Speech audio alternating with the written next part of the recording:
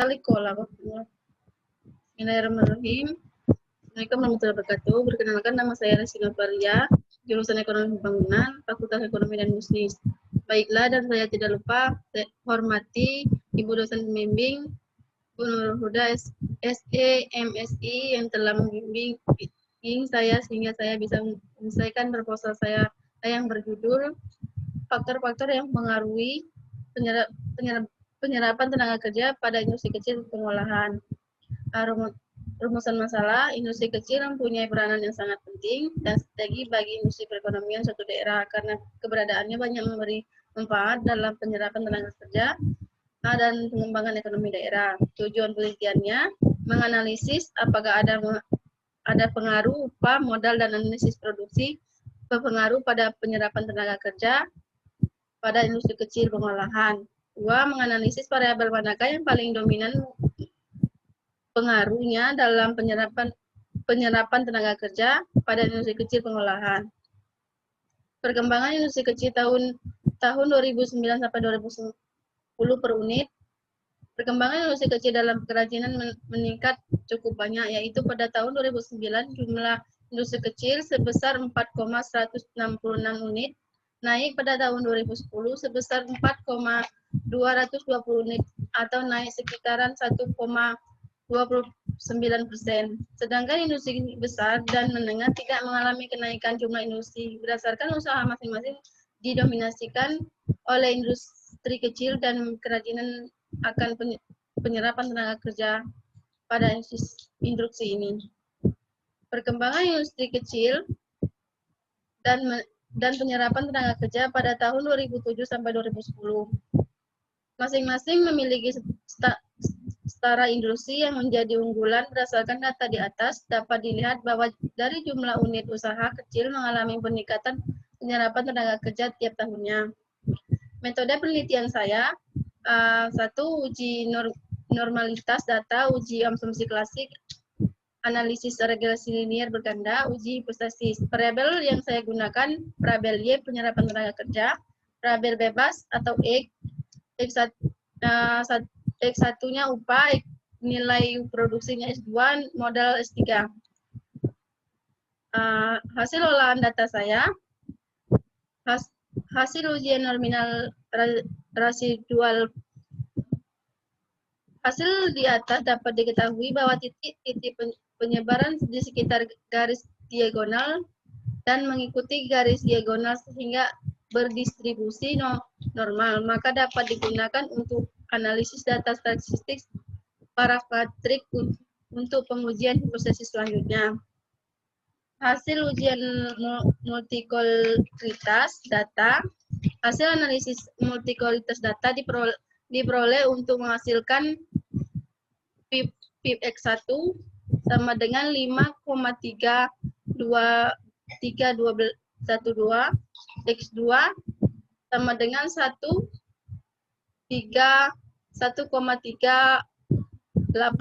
dan X3 sama dengan 5,766. Dari hasil pengujian diperoleh nilai toren untuk variabel 1 adalah 0,188, X2 0,724, X3 0,173. Sehingga nilai dari hasil masing variabel menunjukkan bahwa nilai toren lebih dari 0,1 dan nilai FIP kurang dari 10. Jadi dapat disimpulkan bahwa tidak ada multikoloritas antara variabel independen dalam model regresi.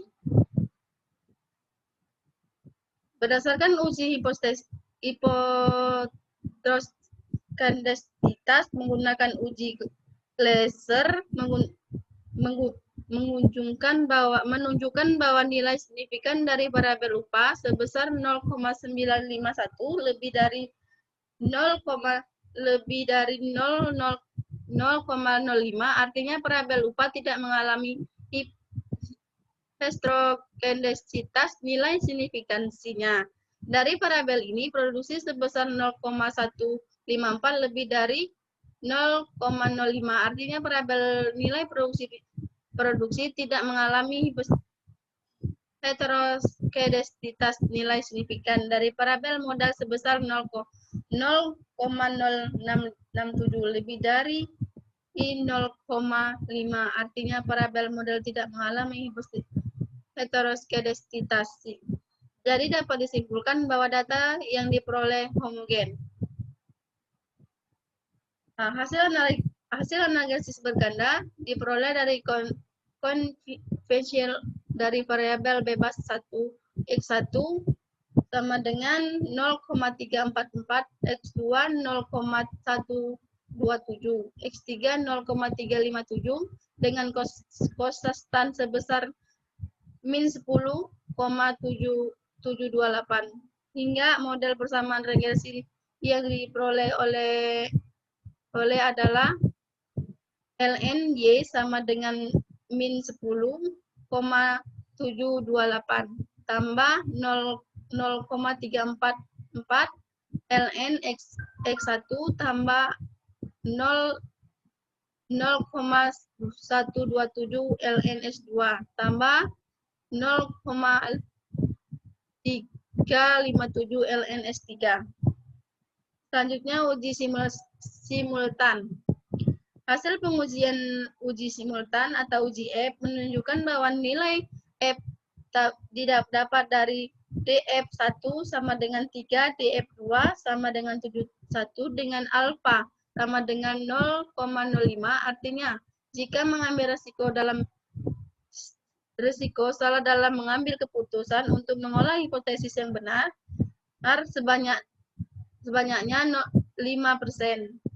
Tabel 4.13 menunjukkan bahwa diperoleh nilai F hitung sebesar 78,468 dikarenakan nilai F hitung lebih besar dari F2733 atau sebesar probabilitas sebesar 0,00 lebih kecil dari 0,05.